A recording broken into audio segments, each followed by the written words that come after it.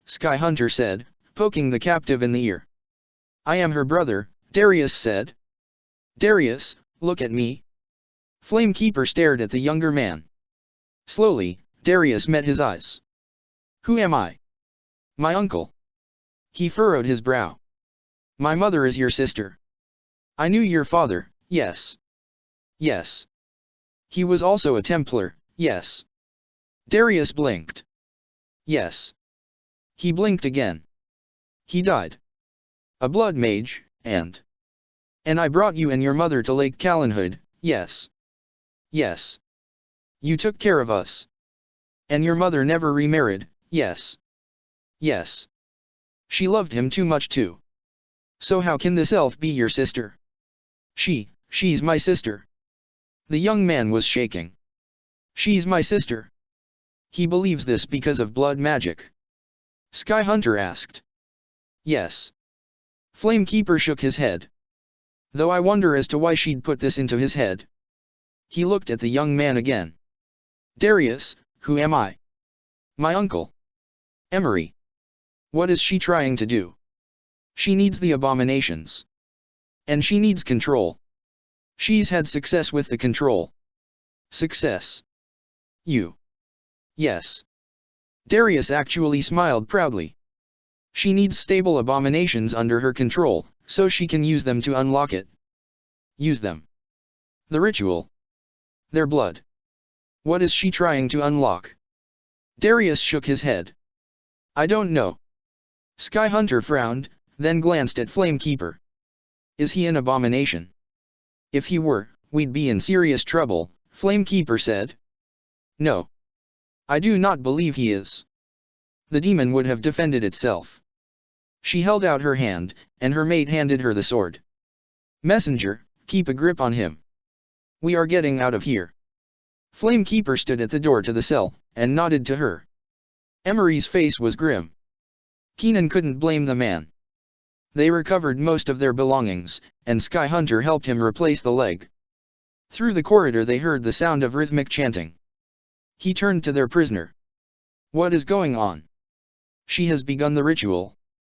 We need to stop her, Sky Hunter said. Emery glanced through the door.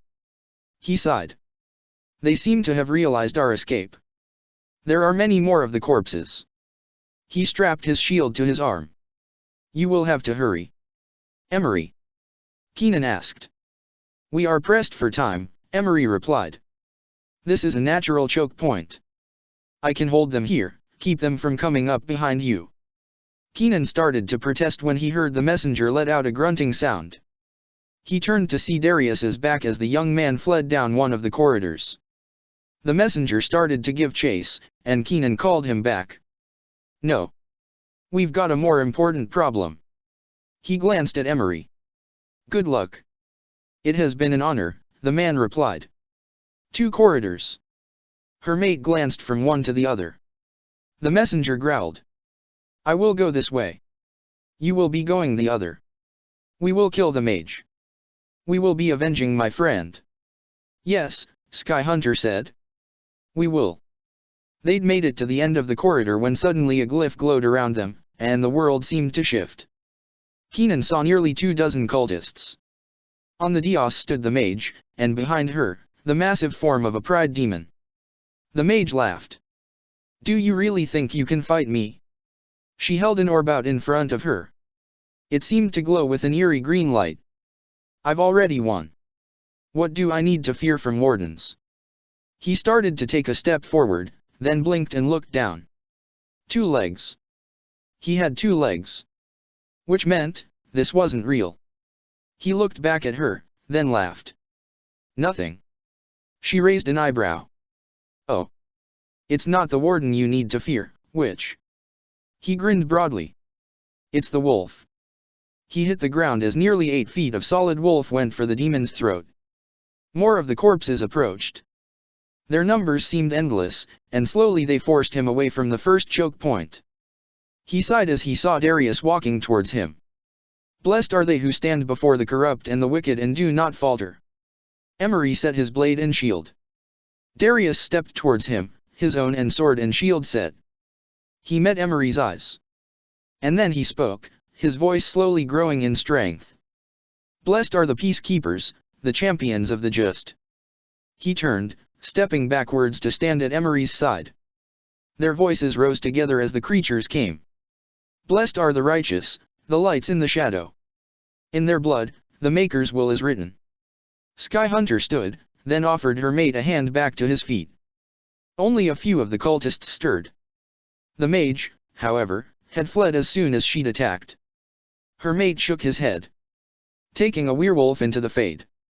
Good to know she's not as smart as she thinks she is. I am going to shove that orb down her throat. Maker, I love you, woman. They headed after the elf. They ran up a flight of stairs, and emerged onto the heights. One of the cultist mages aimed a spell at them, and her mate blocked it with his shield. Sky Hunter leaped forward, and caught the mage by the throat. She held him over the side. The mage sneered at her. If you know what is good for you, you'll let me go. She did. So she did. Her mate looked over the side of the ramparts at where the mage was splattered. He may have chosen his words poorly. Sky Hunter growled with satisfaction. Let's go find the elven witch. The air itself seemed electrified. The elven mage was laughing. It's not too late for you to both take a knee. She glanced at Sky Hunter. I could give the wolf back to you. Give your man back his leg. Sky Hunter growled. Rather just kill you. The mage held up the orb. You're a little late for that. She smiled. I would have brought my knowledge to the Dalish, but they refused me. Pushed me aside. I would have led them to glory, reclaimed the days of Arlathan. Why are you doing this? Her mate asked. Why any of it? He glanced at Sky Hunter, and she nodded. Slowly, she began circling to the left, as he moved right.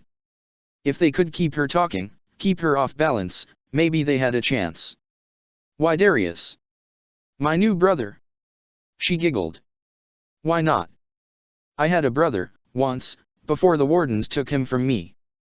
I wanted that bond again. He killed 3 Templars for me, once.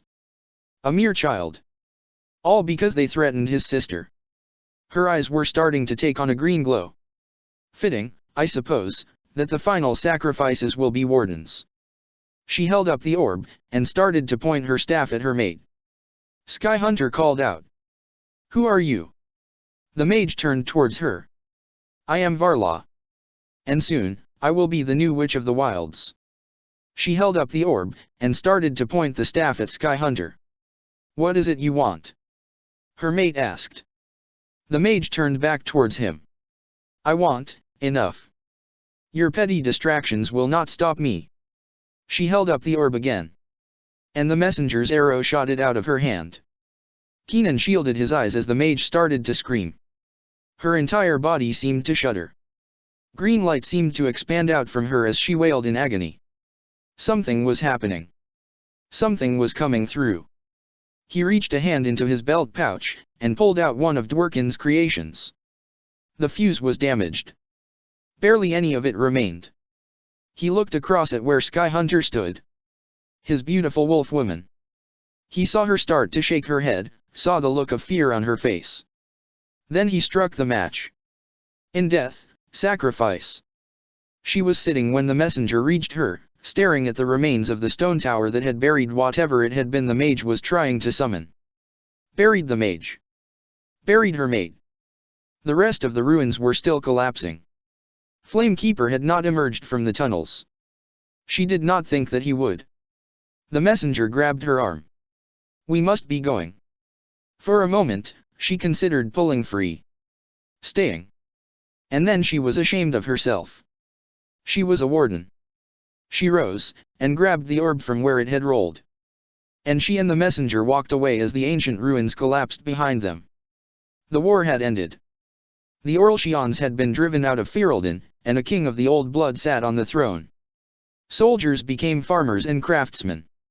Villages were rebuilt. And life in Ferelden, for a time, was peaceful. She was 16, and bigger than most of the boys her age. Her mother often despaired of finding any man that would marry a girl with shoulders like an ox, who would rather wield a sword than a broom. At the market, She worked her family's stand, selling fruit from their orchard. A handsome soldier with an easy smile browsed the booth. He glanced at her, and then looked again. "I know you," he said. She knew him as well. "Alfred." He laughed. "Maker preserve us, little Rachel." He drew her into a hug, and they spent the next 2 hours laughing and talking. 3 days later he brought flowers to her home. And 3 months after that, he bought her a home of her own. She parted ways from the messenger when they left the wild. She wished him well. He told her that if she called, he would come. The Alpha took her report. They'd stopped a threat. It had cost 3 good wardens their lives, but they had stopped it. She thought of the orb, hidden in her pack.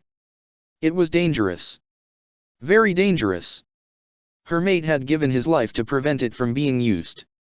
And as much as she had trusted the pack leader, the Alpha was not him. For Magpie, she chose a willow. She planted it on the edge of the sanctuary. One day, perhaps, when it was grown, they'd put a bench beneath it. A place to come, share a drink, and tell bad jokes.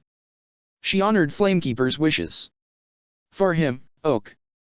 He'd told them the story, of how Andraste had sung beneath an oak tree and been heard by the Maker. A strong wood, for a strong man. For her mate, she chose ash. He knew why. She walked to just outside the sanctuary. The tree she sought was still small. It was slow to grow, but once the roots took hold, it was all but immortal. The pack leader had put it here, not long after she'd joined. It has just been the 2 of them, when it had been planted. Carefully, she dug a hole, deep beneath the ironwood, and placed the orb within. Then she covered it up, and placed a stone on top. The lady's tree would serve as guardian. Check the description for the links to the author.